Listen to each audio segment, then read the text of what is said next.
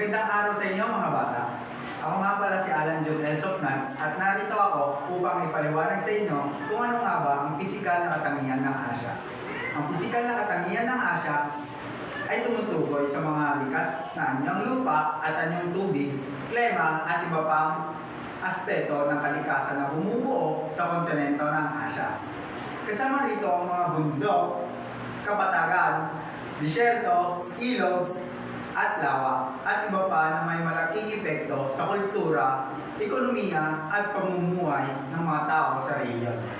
Ang pisikal na katangian ng Asya ay may malaking epekto sa ekonomiya, agrikultura, transportasyon, at pamumuhay ng mga tao sa kontinente. Halimbawa, ang matabang kapatagan ay mahalaga sa pagsasaka, samantalang ang malawak na ilog at dagat ay mahalaga sa transportasyon at kalakalan. Narito ang 5 pisikal na katangian ng Asya. Una narito ang rehiyon ng Asya. Nahati ang Asya sa 5 pangunahing rehiyon batay sa hidrografiya at kultura. Una narito ang Hilagang Asya na binubuo ng malalawak na steppe at tundra na may malamig na klima.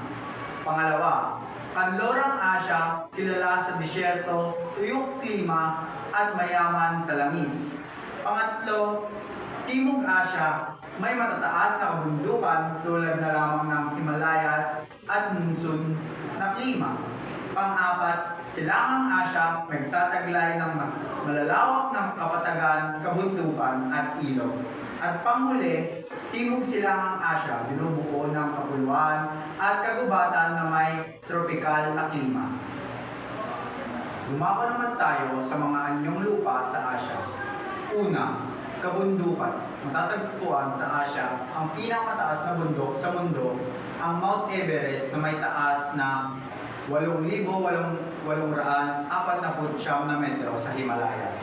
Pangalawa, kapatagan. Ang North China Plain at ang Indo-Gangetic Plain ay ilan sa mga pinakamalawak na kapatagan sa kontinente.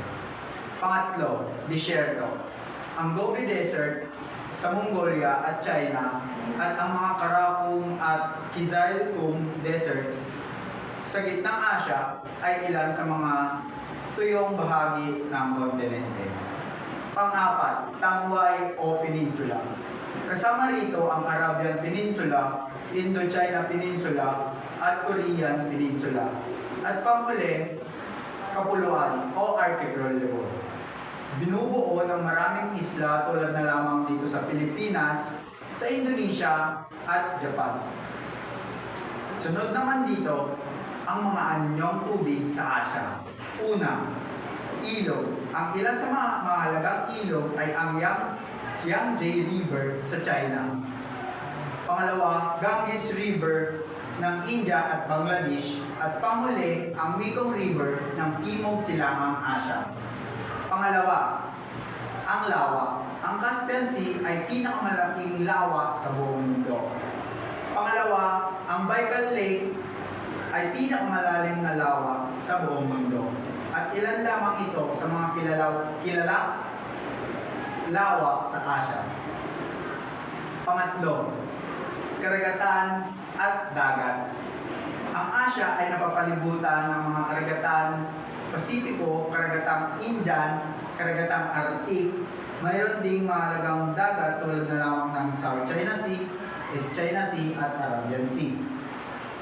Dumako naman tayo sa pang-apat, klima at panahon sa Asya.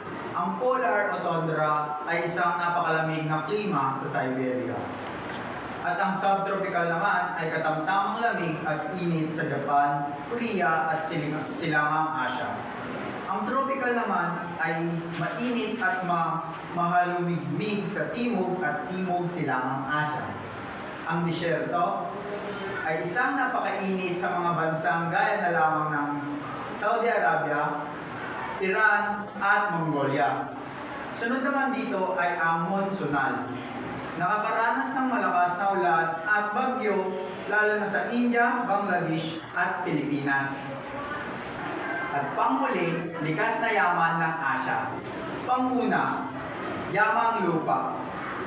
Ang Siberia ay mayroong malawak na kagubatan, samantalang ang China at India naman ay mayroong malalawak na sakahan. Pangalawa, yamang tubig. Ang mga dagat ng Asya ay sagana sa isda at iba pang yamang dagat. At panghuli, yamang mineral. Mayaman sa langis at natural gas ang kanlurang Asya, tulad na lamang ng ginto, bakal at tanso.